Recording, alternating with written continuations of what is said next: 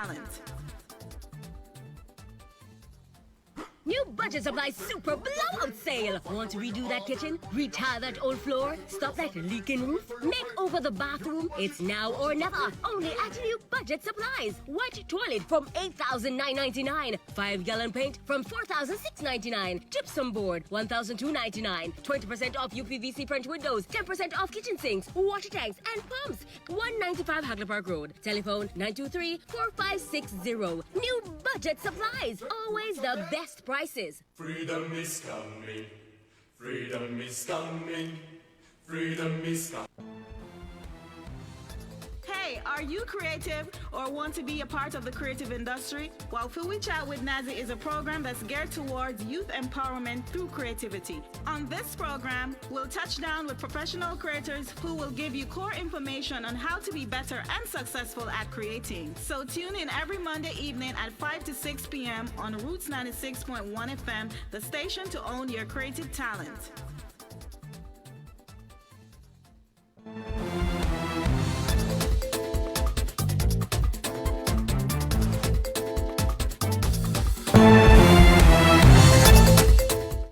Good afternoon to all of you who are tuned in right now to the Fui Chat with Nazi Creative Show, right here on Roots 96.1 FM. You know it's the only station to own your creative talent. Now within this hour, I'm going to be sharing with you some core information from our amazing guest creator, and definitely you'll hear from our featured principal this afternoon. This show promises to be very informative this afternoon. I want to welcome all my listeners overseas and in Jamaica. A pleasant good afternoon to you, and as usual, I'm gonna be giving you some core information right through the segments this afternoon, so you want to stick and stay to the only station to own your creative talent, and that's right here on Roots 96.1 FM. First up is What's Going On Youth, and our featured principal this afternoon is Dr. Andre Dyer. He is the principal of the Abysston Kinder Prep School in Kingston, and he's also JISA's president, which is Jamaica Independent Schools Association. He and his two other colleagues, Mrs. Rosemary Brent Harris, head of School for Liberty Learning Center in St. Mary, and she's also JISA's Region 2 coordinator, and Pastor Wesley Boynes, chairman of Northgate High School in St. Anne, and he's also JISA's Parent and Guardians National Liaisons. These three definitely be giving you some core information about their upcoming events while they talk about various topics concerning school. So you want to stick and stay for that. Also coming up is my special guest creator segment, and my special guest creator is Dr. Amina Blackwood Meeks. Yes, if you are interested in the art of storytelling, to create your own story, this is a segment for you, and you take out your notepads because this is a segment where you will learn. Dr. Amina Blackwood Meeks will definitely be giving you some core information in this segment, so stay tuned for that. Also coming up in Fui Time with Nazi, it's the entertainment segment of the show, and we have our featured entertainer is Jesta. He's coming from the UK. He's Jamaican-born artist, but he's living in the UK, and he's also a dancehall artist. So he talks about his upcoming projects and he encourages the youth. So definitely this show promises to be very informative and entertaining, so you want to stick and stay to hear much more from the Fui Chat with Nazi Creator Show, aired right here on Roots 96.1 FM. I do something original, be unforgettable. They're gonna know my name. One day I'll make you a believer. One day I got this, no I didn't. Someday don't try to tell me I can't. Tell me I can't. I'm alive in the future. I won't stop, I'm a mover. One day you're gonna know who I am. Oh, when I am free, it's my fate. Wait and see. One day. And now we'll hear from our featured principal, Dr. Andre Dyer, principal of Abysston Kinder Prep School in Kingston, and he's also GISA president. His two other colleagues are Mrs. Rosemary Brent Harris. She's the head of school for Liberty Learning Center in St. Mary, and she's also GISA Region 2 coordinator. And Pastor Wesley Boynes, he's the chairman of Northgate High School in St. Anne, and he's also GISA Parent and Guardians National Liaison. These are my special guests this afternoon on What's Going On Youth. Good afternoon, Dr. Dyer, Pastor Boynes, and Mrs. Brent Harris. Thank you so much for coming on the show this afternoon on What's Going On Youth. It is the educational segment for youth. So definitely we're so happy to have you on the show again, Dr. Dyer, because we had you on the show prior, and now you are in a different capacity. So can you just tell us what your different title is now? Because we know that you are the principal for kindergarten. Correct. So now I'm officially the president of GISA, the Jamaica Independent Schools Association. And I'm joined by Brent Harris, who is our Region 2 coordinator, GISA Region 2 coordinator, and Pastor Wesley Boynes, who is our Parent and Guardian National Liaison, a fancy title. And Pastor Boynes is also a past president himself. So I'm in good company. Oh, definitely. Can you tell me what is a GISA? Tell us the title GISA. What does it mean? Jamaica Independent Schools Association. So we represent the private schools across Jamaica in a number of various capacities. And I could just jump forward and say that those different schools could be the early childhood schools, prep schools, high schools, special needs, and nursery. Okay. All right. Dr. Dyer, can you tell us how have the parents coped as it regards the online space? And now face-to-face is not no more so much. How do you think that they're coping? Parent coping, I think it's really varies from school to school, depending on the infrastructure that school had. Some schools would have started from scratch to implement something. Some schools did not have internet when COVID started, so they would have had to implement something from the get-go. The institutions that had some sort of backbone were fairly better off than others. But what are we now into it? 16 months on, we figured things out. So like Pastor West said, we have schools that have been sharing laptops, so they share resources. It's just that the students would have those subjects on different days. So my school would have IT on Tuesday, so I'll use the laptops and I share them with you on a different day. We share teachers. And then as the community building goes on, the parents will come on board, see what's happening. They'll join the effort. You know, parents have different companies. And that's the other thing. Parents that had companies that were forced to close due to COVID, they kind of push the resource into the school. So me, for example, when a parent was going above and beyond and I know that parent was not operating, I just billed it as a cost and took it off the school fees. So it kind of like that parent became just a private supplier for me, and it was being returned into the fees for their children. So at the end of the day, they wouldn't owe the school any fees, and the school would have gotten all these resources. And just to highlight, like right now, Miss Brent Harris is in St. Mary and Pastor West is in St. Anne. I'm in Kingston, and we're here collaborating on this interview as a GISA unit. So it's just things like that. And over time, the parents just got on board, helped us out. And it really went tenfold when schools started closing. So when parents said, boy, I don't need my school to close, I don't want my school to close, they really stepped it up a notch and helped out the private schools. And as it regards sporting activities and all of those things for child and development, how has the restriction affected those? Can I say something about that, the previous question before you jump on that, Auntie Nazi? If you don't mind. Go ahead. The issue of the parents responding to the online schooling, it has been a big issue for some parents. What I noticed, not just with my school, but through my other foundation, I interact with a whole lot of other schools and through GISA as well. I noticed that parents and students from dysfunctional families, they came under a lot of pressure, where there was no proper structure, probably there was no, just the one parent alone trying to manage all of the issues, and she had to go to, while a child is at home alone on online school. So they didn't fare too well, okay? And I noticed that the parents, stable family structures, did it very well, where there was a lot of support. There were aunties, grandmas, uncles, and the child was just surrounded with a lot of support. So even if the parents had to go to work, there was support there. Many parents had to upgrade their skills to help their children with their homework. Okay, and so those parents, so some parents had challenges in that way. Some had devices, some didn't have.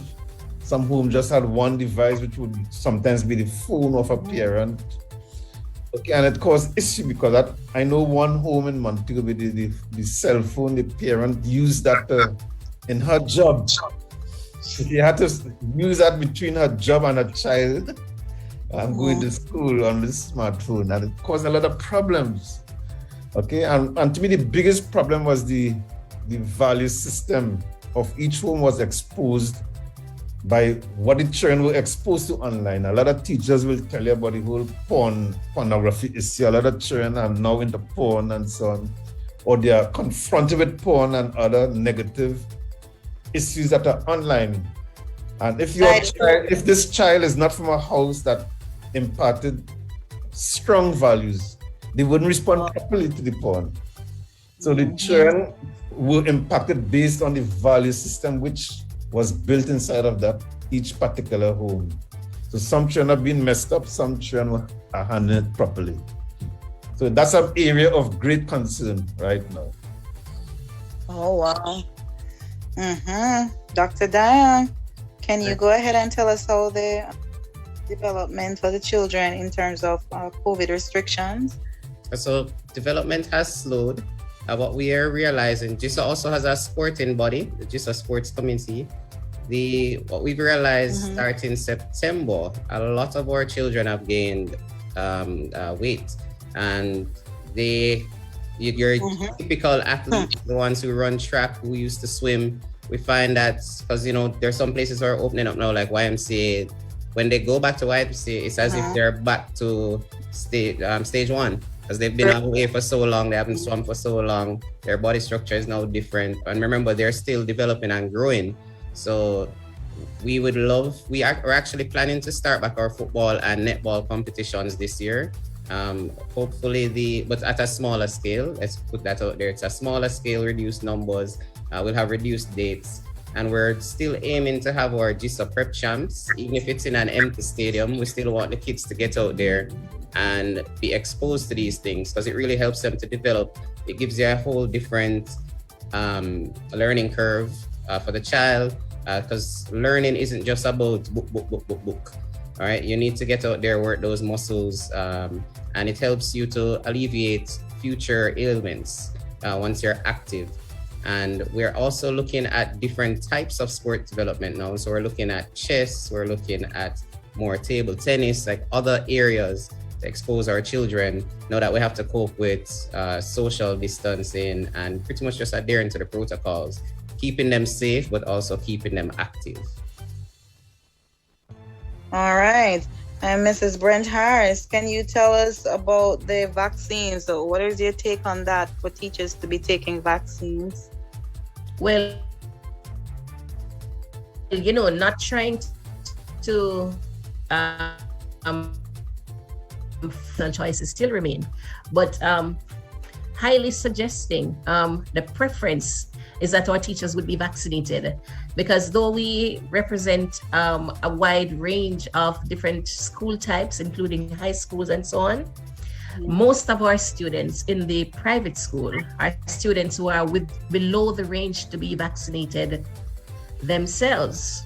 And so I really do believe that the onus is on us, the teachers, who are going to be there to protect ourselves, and by extension, offering some level of protection to them as well. So while it's not anything that's now or currently mandatory, it is highly recommended, highly something that we really would want our teachers to take advantage of, because it's not just protecting you, you're protecting a whole community. Because especially with thinking of going back into face-to-face for most people now, then that's the thought behind it. Get vaccinated.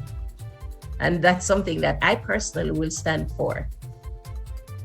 Mm-hmm. And Dr. Dyer, what is your feelings on that? The vaccination, from day one, I've always said, be educated, stay in the know of what's happening. We're all different in our genetic makeup. So always saying, if you know you have blood issues like from clotting and things like that, you know the AstraZeneca is not for you, but then, you know, you could take the Pfizer, you could take the Johnson & Johnson. If you suffer from things from like hypertension, the Johnson & Johnson is not for you, but you can take the AstraZeneca, you can take the Pfizer. So it's kind of going through your family history of ailments, your personal genetic makeup, and knowing which one not to take and which one you can take. But as Ms. Brent Harris said, get in the know. We're encouraging people to get vaccinated. We're not forcing you, but it would be the best thing for everyone, because reducing COVID is the only way to get rid of it. And it's kind of like the common cold. So if you know that your immune system is built up, even if you catch the cold, you can be up and about the next day, you know. But if you're just out there running around naked, if you're not vaccinated or pretty much naked, you're putting yourself at a greater risk, and you're putting those around you at a greater risk. So I do understand the fear that some people have, but it's just to be educated on which vaccine is right for you. That's the approach I take. Which vaccine is right for you, and you can take that vaccine. I'm with you on that as well. Mm-hmm. And, you know, to close, I just want to ask you guys, what is the general feeling among everybody, teachers and you guys, as it regards face-to-face school coming back into play? Auntie Nads, can I get a go at that vaccine question? Sure, go ahead. I really want to have a go at it. I think I advise teachers, okay, not to go to overnight medical experts. Okay, from they were growing up, they listened to their family doctor and they listened to the Ministry of Health. Okay, your pastor is not a medical expert. You're somebody on a WhatsApp video or Facebook. We have never gone to these people before for medical advice. Okay, so how all of a sudden somebody from Facebook is advising you on health matters? Okay, so I have been taking vaccine for years and I don't know what's in it.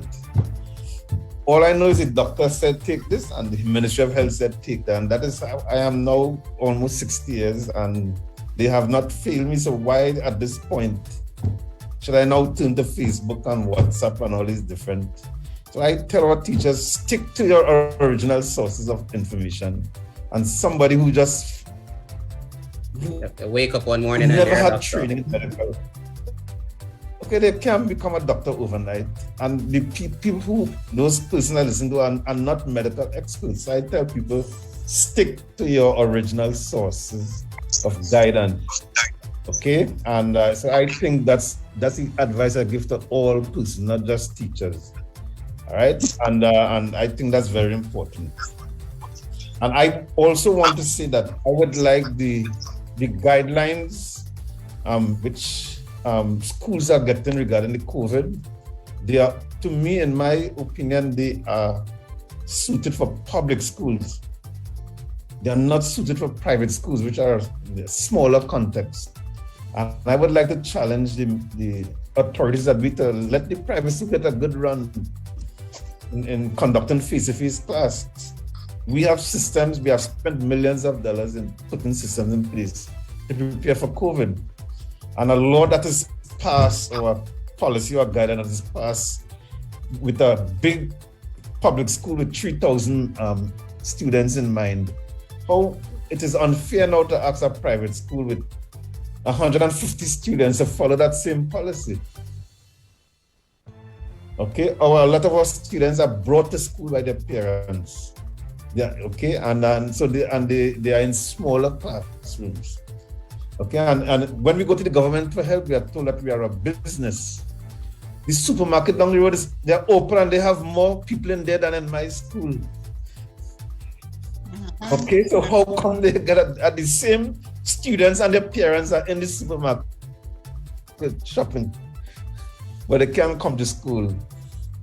So, it doesn't make sense. I think we need to be more practical in how we approach this thing. All right. And the last question that I have for you guys is the return to face-to-face. How are the feeling? I think our general discussion pretty much sums it up. Like private schools, we are ready. We've been ready. Even last year at this time, we were ready. We spent a lot of money putting things in place, our partnerships. We had our SINGs, and a lot of I lose my train of thought here, sorry. There are a lot of the things that are being asked for now. Private schools are the ones that collaborated and came up with that. We identified a lot of gaps in the original proposal to return to school, and because we're dealing with a smaller environment. So as Pastor West said, when you're making a plan for a school of 3,000, it's not the same for a school of 300 or less. So it's easier for us to control the dynamic. It's easier for us to segregate our lunch times, divide our classrooms, ensure that our staff members are safe. It's easier for us to just ask our parents when they drop off that, they drop off with a social distance between them. And a lot of them drive or they have drivers. So the cars come out, they come to the gate, kids come in, and then the other car will do the same. So it's not like they're coming in groups. They're not coming in droves. They're not coming in with strangers in another car. They're just amongst their family. So it's the same family that they come to school, they go home with, and they interact with every day. And with private schools, you find that a lot of our students are actually related. So you have a lot of cousins and generations within the same community. So you could find that 5 kids in a classroom at a private school actually live on the same street when they go home. So it's the same families that are interacting all the time. So private schools to return for face-to-face November 8th. We've been prepared, we've been waiting, and we're generally ready to go. I think the mass majority of us are ready to go. And we're just itching and ready. I think that as well. Okay. Even though we are so supported with the online thing, there are many parents too who their major preference is face-to-face. And so for them, the whole idea of being able to be back in the physical space is something that they're welcoming that, and they're just waiting for that to happen. So there are those schools who have not been able to do the face-to-face. And so for them coming back out, the families are really, really excited, and they continue to make the contributions to make this a good possibility. So it's a welcoming thing, and our teachers are also excited, because especially with those little babies, like trying to teach them online, it does have benefits, but face-to-face adds a whole different picture to it. So it's a welcomed thing. Okay, wonderful. It was so awesome to have you guys on this program this afternoon. What's going on, youth? Thank you so much for all your information, and also the GISA. We really appreciate you guys, and for looking out for the youths all the time, and your activities that's coming up. Dr. Dai, you want to say again before you go when the date is to start this GISA meetings? The church service would have been yesterday, and great church service. On Tuesday, we have our parent empowerment day. Oh, and then we Parent Empowerment Day will close off with GISA Moves, with Jamaica Moves at 6 p.m. We have our regional event on Wednesday the 10th with Region 2, Region 3. And Thursday the 11th, we're doing Region 4, Region 5. On Friday the 12th, we're doing Region 6 and 7. And then Saturday the 13th, we're closing off with the GISA Parent and Guardian Concert at 6:30 p.m. All virtual, so wherever you are in the island, just like how we're doing Kingston, St. Mary, St. Anne right now in this interview, wherever you are in the island, you can join us for those activities. All right. Thank you so much for coming on What's Going On Youth. And we definitely look out for GISA. And we want to be a part of that meeting when it starts. All right. Well, thank you again for coming on the show. Thanks, Auntie Nazi. Thanks for having us.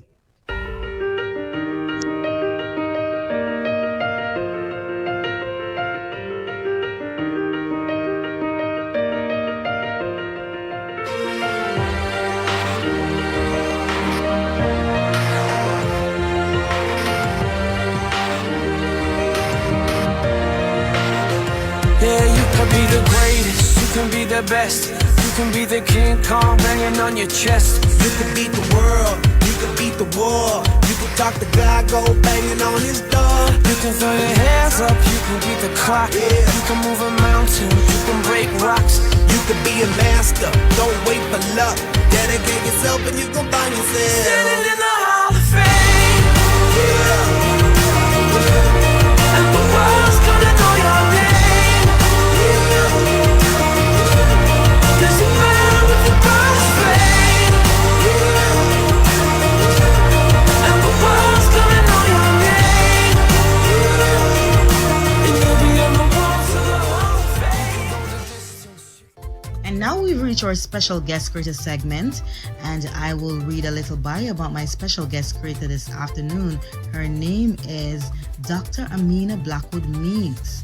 All right, so Dr. Amina Blackwood Meeks is a writer and director of children's plays and contemporary stories for adults, children's performer, award-winning actress, author, and custodian of oral tradition. Highly acclaimed international storyteller, featured in festivals in South Africa, Europe, the USA, Canada, and around the Caribbean, credited for having made a major contribution to the revival of storytelling in the Caribbean. Founder and programs director of Nkuma, the Storytelling Foundation of Jamaica, dedicated to exploring the connections between the ancient wit and wisdom of the African ancestry and the ways in which this heritage has immediate redemptive applications for the growth, development, and continuation of civilization. Founder and executive director of Anansi Sound Splash, the annual storytelling festival conference in Jamaica, lecturer in Caribbean history and identity. This is my special guest creator this afternoon, Dr. Amina Blackwood Meeks.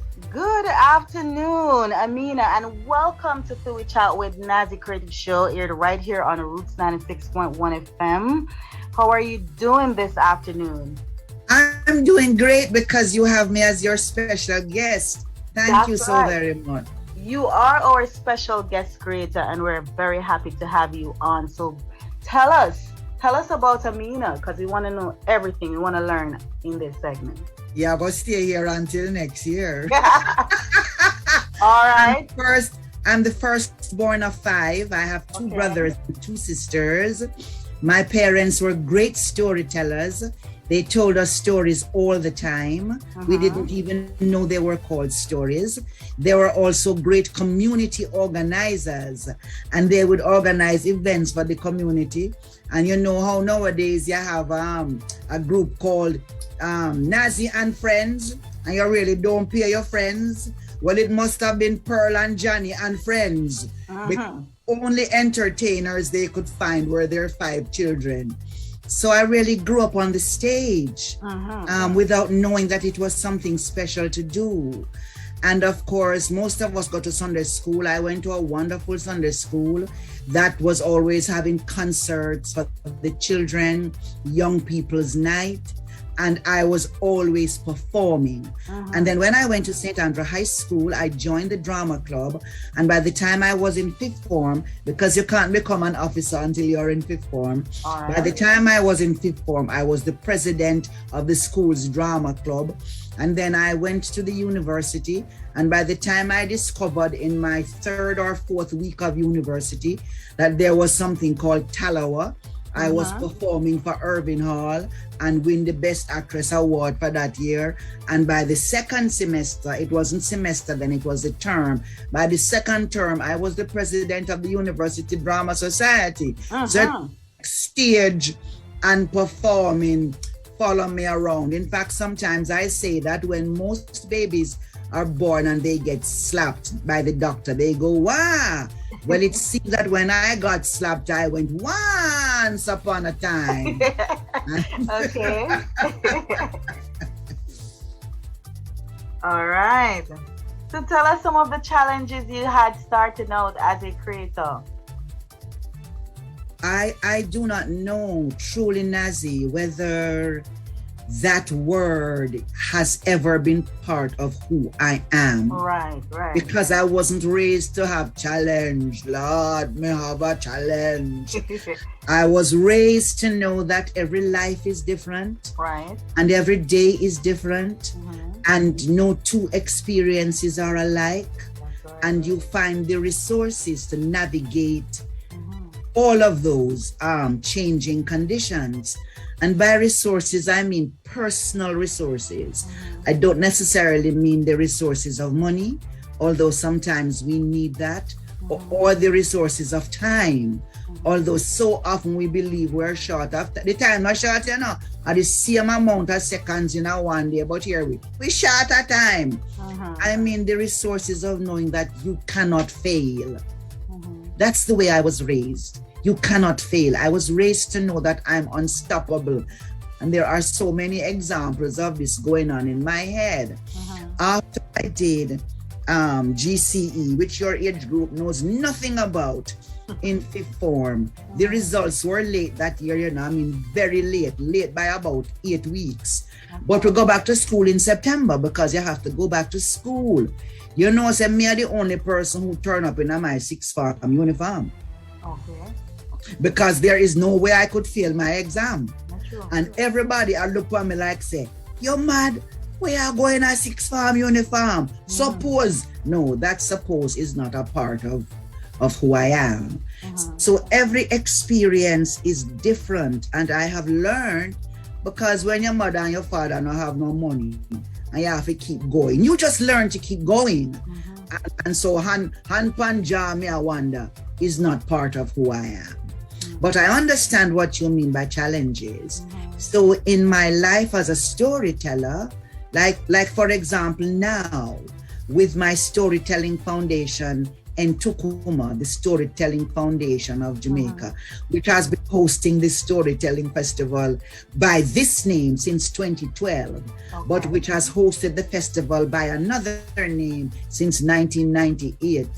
Nazi, you know how long we are trying to find somebody to give we a space, give we a room where them now use, give we a house where them lock up a Mona or down a Mona or around the corner or in a New Kingston to become our headquarters, our Anansi house, where we can do regular discussions about our oral tradition, where we can mount exhibitions, where we can do training. I think I know. So that's something which we are going to have to overcome. We keep saying it, so the universe will keep spreading it. So someone will hear it and say, look, see it here. Yes. So we have those things to overcome. We also have the fact that we used to have the festival face to face. And all of a sudden, one interrupter named Mr. COVID decides them are going to land. And people say, but we can't have the festival. And I said, so why do we have these social media platforms? And so immediately we started to plan for social media platforms. Do you know that when we went online last year, 2020, there was one particular day when we had 170,000 people log on to a festival all around the world? Oh yes, because we are fortunate to have had these links with storytelling festivals and storytellers all around the world. And you know, so once you're in a lockdown, you just want something to do to reach out. Right. I say 170,000, but my body and my spirit know it was much more than that, because we partnered with the Ministry of Education. The festival has 8 legs, and one leg of the festival is called Anansi Goes to School. And we said to the ministry, can you send out this link to your teachers and your regional directors to say on this day, could the students log on?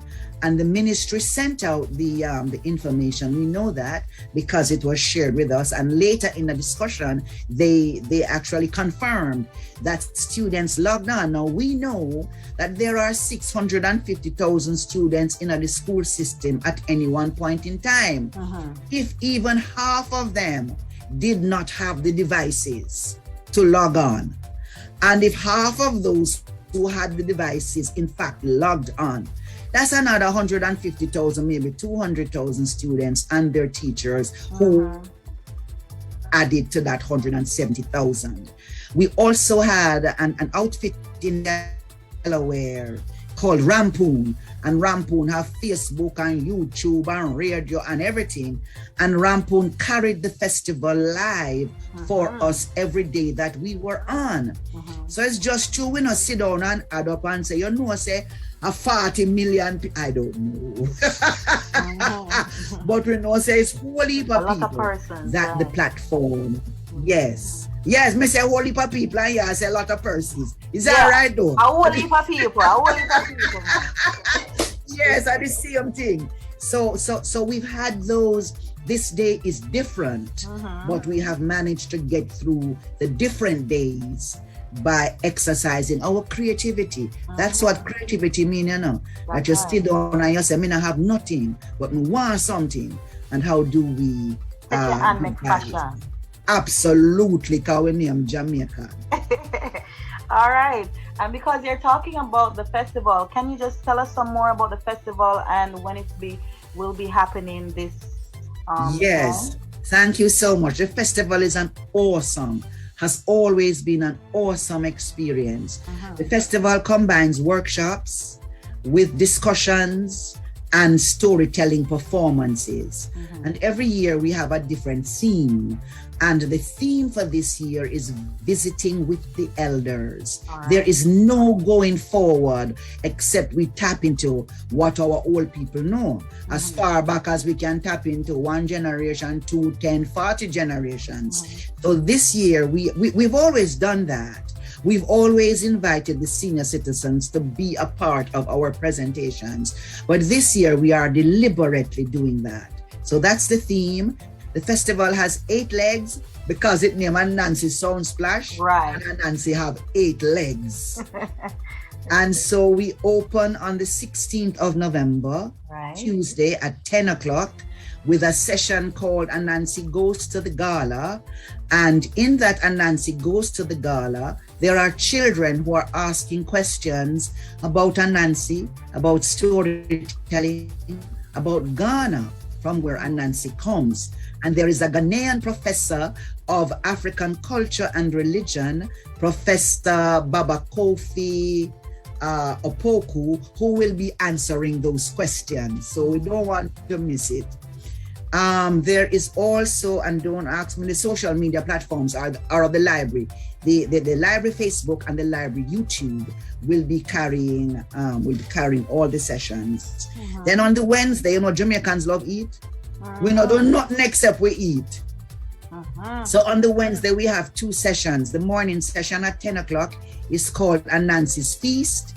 And we talk about how our old people used to eat, and we still eat sayana, because we still eat where them used to eat ackee and saltfish, roast breadfruit, and so on. But we talk about how them used to cook it and where it come from. And then at 2 o'clock that afternoon, we have Anansi round table, because everybody have conference and a go round table, as if to say Anansi can go round table too.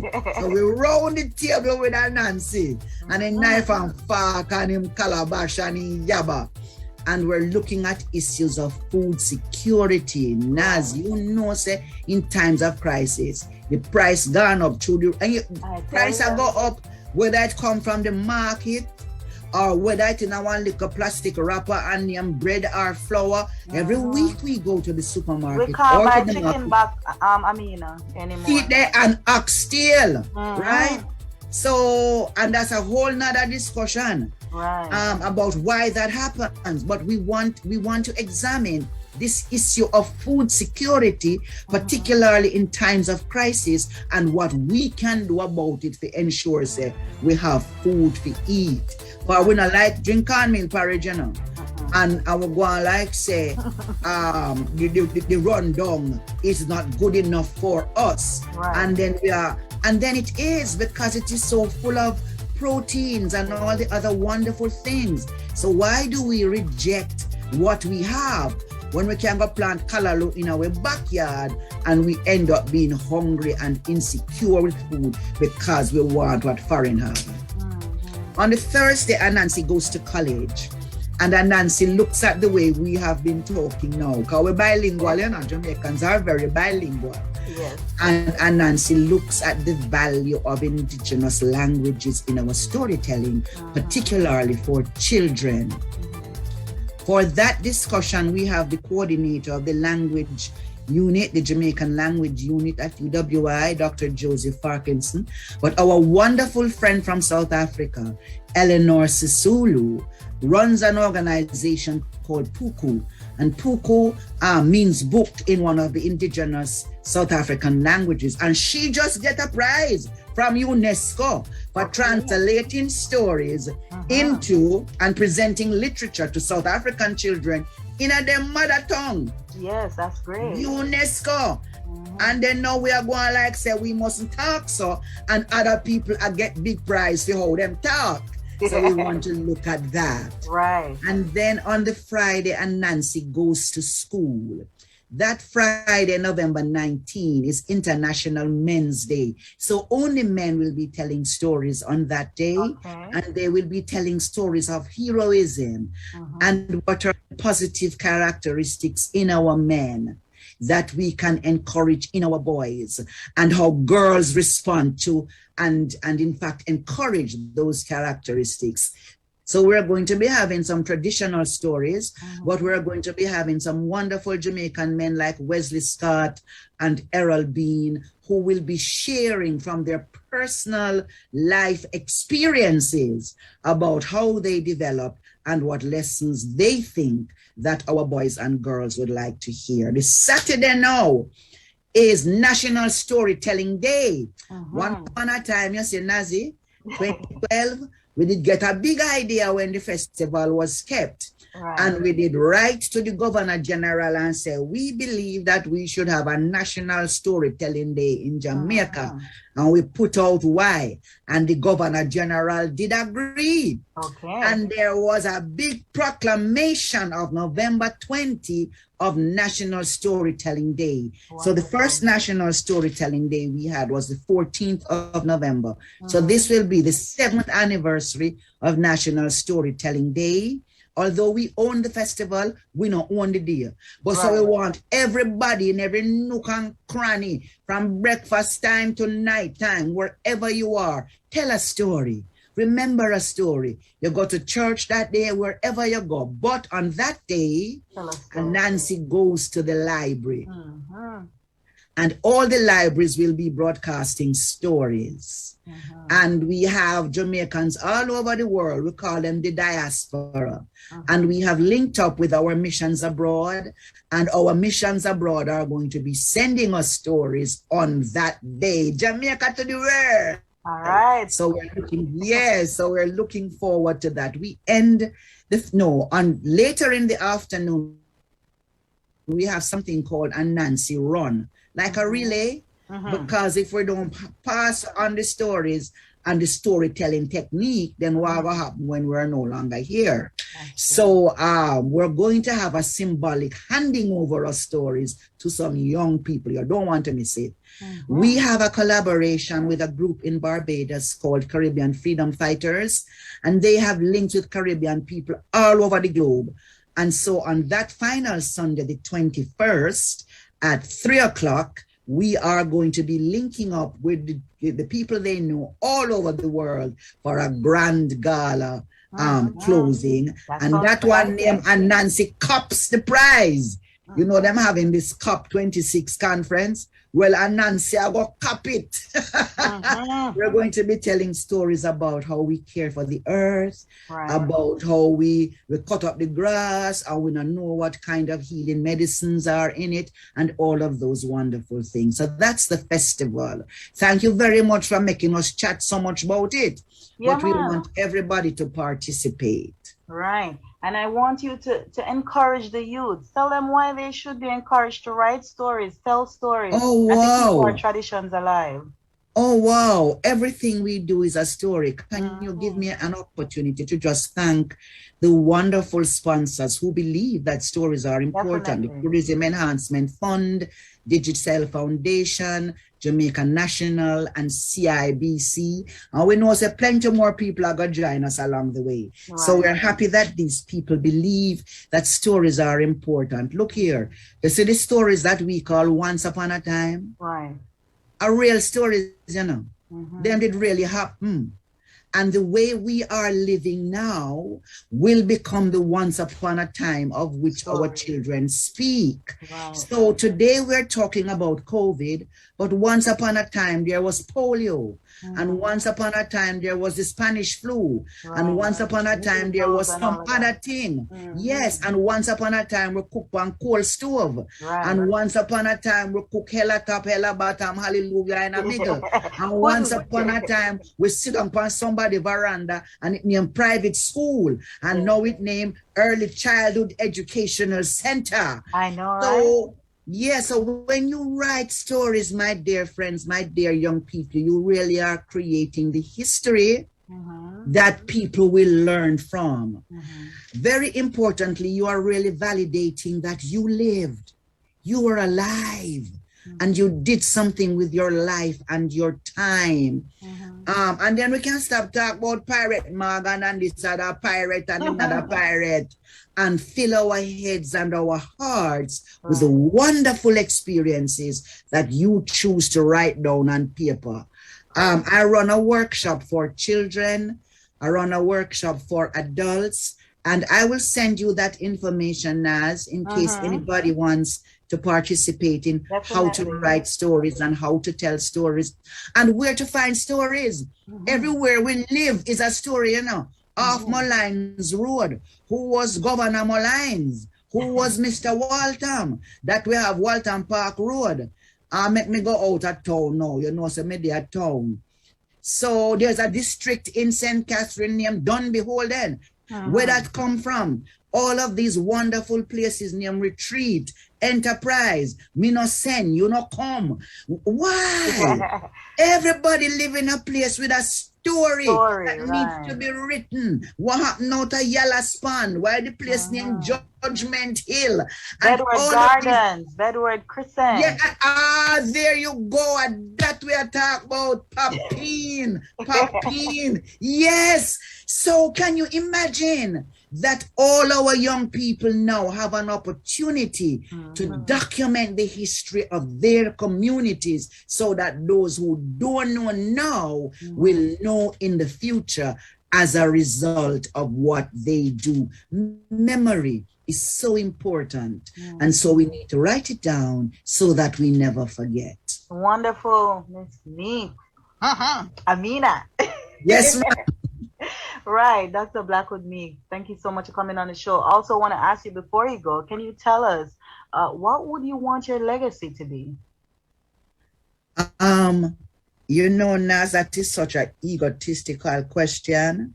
What I want my legacy to be. Me not have that kind of ego there, but I know what you mean, and I'm going to answer it this way. Every single one of us comes into this world with a purpose. Don't make nobody take your purpose from you. Because my brother was 6'8" and wear size 14 shoes. We know so for him purpose was to play basketball. Right. Because me love chat, me know so my purpose is to tell story. Because my niece love how find out how the body function, from she little bit, her purpose was to be a doctor. If you just listen, you will hear a still small voice telling you what your purpose is. You don't have to be like everybody else. Look here, all your fingers are not alike. You see that? 5 different fingers we have. But we need all of them to make a fist to pick up something. So don't make nobody tell you about, say, your purpose is a downgraded purpose and I make you do that. Because if the gentleman who who take away our garbage don't come and do it, That's then right. all of we get sick. If the farmer don't dig the hole and plant like something, then the whole of we starve. If the ladies do not come out to sit around the cash register in a COVID, then we don't have no place to go to. To get any food. Every one of us has a purpose.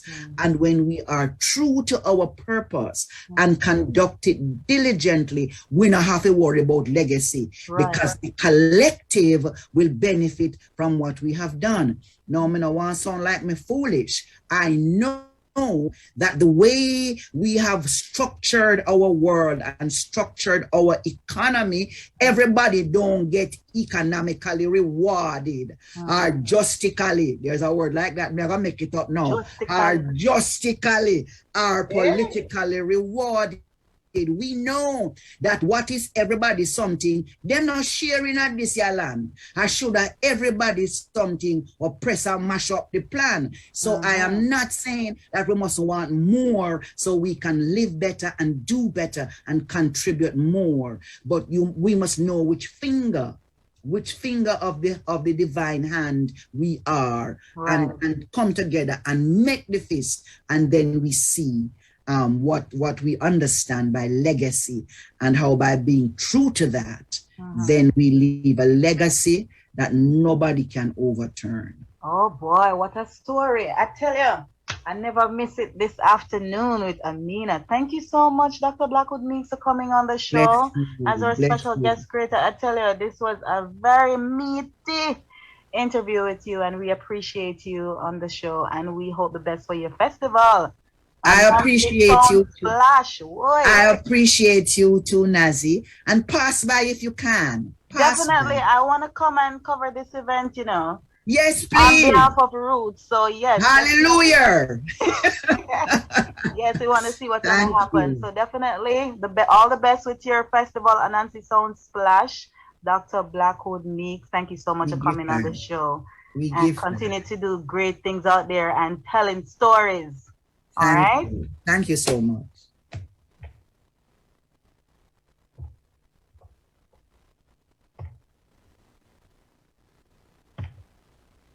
What about us?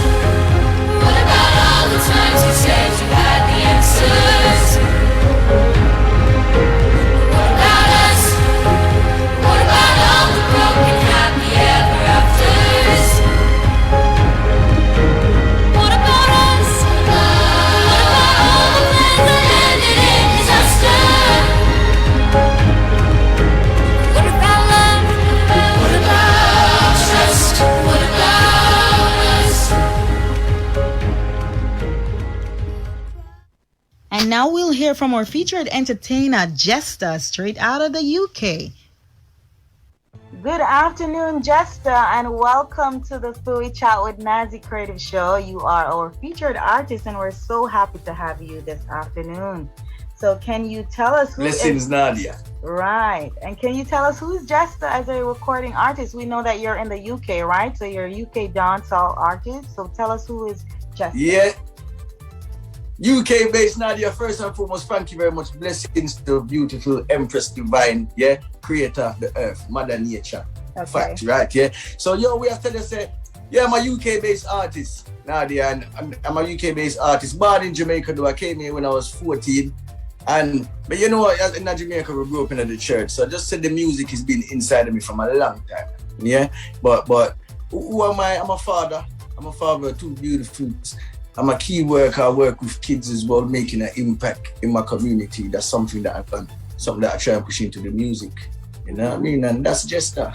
You know, soon to be over every single radio station and TV screen. I know, right?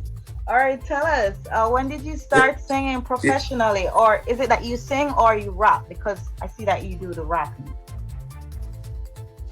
Yeah, you know, Nadia, that's a good question because I'm trying to pigeonhole myself.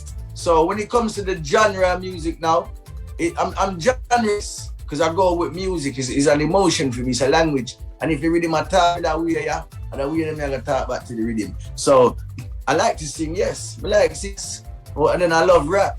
As I say, being in the youth for so long, Yeah, more than half my life now. So rap is like definitely English rap, American, UK rap, because I used to listen to a lot of that when I first came to the country as well. I started engaging with a lot of rap artists like the Black Wu-Tang. Yes, definitely. You're gonna hear that coming in my style. So it's an amalgamation of all of that. It's an expression of music. So I'm in my own lane. It's genreless. There is no sound. I just speak back to the instrument as the instrument that talk to me. So you're gonna get rap sometime, you get singing. You might get something that sound like poetry one time, you know. Because I love it all. It's all expression, yeah. Okay, all right. And can you tell us what is it like for you as a UK dancehall artist?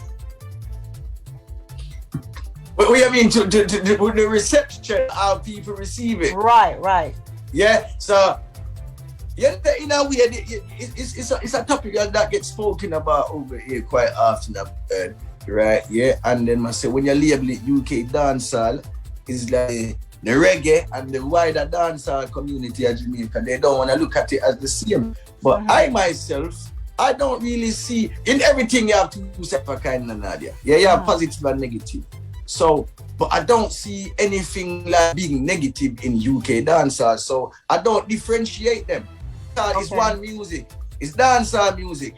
We just have a kind of different sound because we see life in a different way. You understand? No, expression is a little bit different, but it's the same genre of music. You understand? Now it's just what you produce from your experience. You understand? It's what I'm giving off. You know, it's my sound. It's what is the difference in when just a jump on a track? So if you're gonna take that difference now and you're gonna look and you're gonna put a negative to it and say, yo, it's the truth not sound like the 90s dancehall or the dancehall we're up in America right now. If you're gonna say that means it's not dancehall and then label it UK dancehall, that's not cause of my music. That, you understand what I say? That's not really cause of the music in bro. That's people. I bring up division in the thing. But dancehall in the UK is big. It is right now it's growing a lot. Yeah, it'll grow, it's making waves. You know what I mean? You have the big bad, you have the producer them like Dark Chance, one of the biggest producer over here, was making some serious waves, right? Because I know even in Jamaica, you have artists, enough up and good artists as well, where that is on his rhythms. So UK dance make a name for itself. But I don't think it should be categorized 100. And you know my name just a dancer UK. And it came from actually because Mr. Jester is just is, yeah. It's not to be compared to anything else, because it's not better or worse than anything else. It's just Jester. So me say Jester dancehall UK. It's just Jester's dancehall the UK style. You see me? So this is my style of music. Still dancehall. If they want to chop it up and differentiate. And you see what I say? Because and a lot of times when people do this, because we are dealing with comparison. We compare. Yeah, man. All right. Can you tell us the songs that you're promoting right now? Yeah, well, still I promote all of my songs them in Nadia. Because you know what? I released Romantic, and that's a song featuring The Angel. Yeah. About 3 years now. 3 years now we released Romantic. Yeah. And so that's still there. It's up on the Spotify and a lot of other streaming platforms as well. And they have a video on YouTube, Viva. If them to go on Viva, just a dancer Viva, the people can subscribe. The video, they have the amazing, the whole of the girls, the amazing dance from Kimiko Versatile and Tara. You know what I mean? Inspire. What heap of beautiful ladies from Jamaica. You understand what I say? So, you know, and that was my first release. Yeah, that's still out there. I'm promoting that. But we got Jealousy, Marvani Records, not a big band producer. That was written by him. Project I done with him. That was released last year, September. That's still going strong. You can go download Spotify, iTunes, all of that. These are all over the place. The video they can link up TV. The people must type in Jester, Jealousy, and they will see that one come out. And on the 12th, this month we got the new release, which is some projects I'm doing with Dark Chance Records, and that song's called Ready.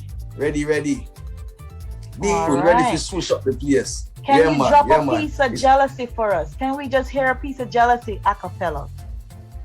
Yeah, piece of jealousy, I can feel. Yeah, man. Some man get already, them never keep it. I wish I could go back in time and let you first. Say God must see that make love, cause it feel like heaven woke me up when me eat. You say you never did that week, but you just can't search up a phone again. No, don't say me, don't trust your baby, don't say me. Could be nothing. Could be a text from my ex up a mistake, better be broke up. Let's say we broke up. Must find something down in the phone. You got your search now, she say you're sick. Crazy more, say the things secure, say the things for sure. Poor, poor, the wine and the gun get clear. I'm a talk about rich and for poor, if you know for sure. I got the keys for your heart, then fears not to kick down the door. Lift up the bed, dig up the floor. Go in the closet, take out the clothes. Me take your two swallow out and your shoe there. Me see couple skeleton, I could a couple broom roof lift off. Me will dig up the flames, trust me. Me soon secure for sure, babes, trust me. Me soon secure for sure. Bam, bam, bam. Me feel jealous when All right. beside you. All right, that's jealousy. Yeah, man, it's a right vibe. there. Man. And the one of the song them full of vibes, you know. Yeah, know. and we got a lot of live music as well. In Nadia, you know, the first 25 songs I made was all life messages because that's what I stand for mostly. Yeah, when I say mostly, I mean that is the main principle of everything comes from a standpoint of love. And this is why the business is there. But you know, so as we're doing the music, we have to strategize. I mean, that's them song like ready, when you ready, yeah. Join your signal. That's the song that's just coming out right now. We have another one that's come straight after that, which is a banger. Hey yo, she phone my phone. Hello, Mozambique chick from where you? Just I'm African that like jello. We have another one straight. So this is the upcoming music. So as you ask me, the song that's getting released, we'll promote it. Romantic, Jealousy, Ready. That's the first of 5 songs. Projects that we're gonna do with Dark Charms, right? Yeah. So let me tell you, this is gonna be an EP. I was gonna do an EP, these 5 tracks. Professionally releasing the music, 3 years ago. But I really only started doing it like 5 years now. When I said to myself, professionally, I'm gonna start doing the music. Right. And then I'm doing it. We've been like, I went a couple of studios a couple of times, got serious, and then for a year, about 9 months, I went to studio, blew about 30 tracks. I said, we're gonna call this life. But let's release this jump up song called Romantic. Here's Jester. It's 96 Come on.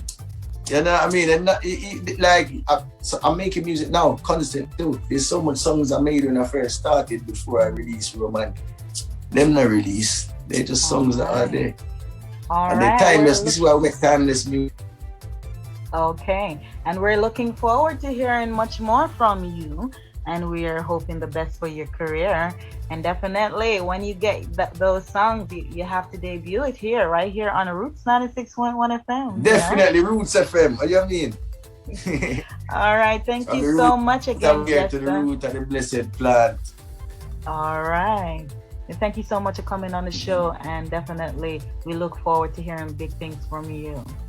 All right. Nadia, thank you very much, Princess. Bless it. Fully appreciate everything you're doing for the culture and the music. Thank you very much. Bless her. All right. We are at the end of another creative show. You're right here on Roots 96.1 FM, the only station to own your creative talent. I want to thank all my listeners for tuning in this afternoon and my featured guests for passing through. Dr. Andre Dyer, principal of the Abysston Kinder Prep School in Kingston and GISA's president. Thank you so much for coming on the show. Mrs. Rosemary Brent Harris, head of School for Liberty Learning Center in St. Mary and GISA's Region 2 coordinator. Thank you so much for coming on the show. And Pastor Wesley Boynes, chairman of Northgate High School in St. Anne, and also GISA's Parents and Guardians National Liaison.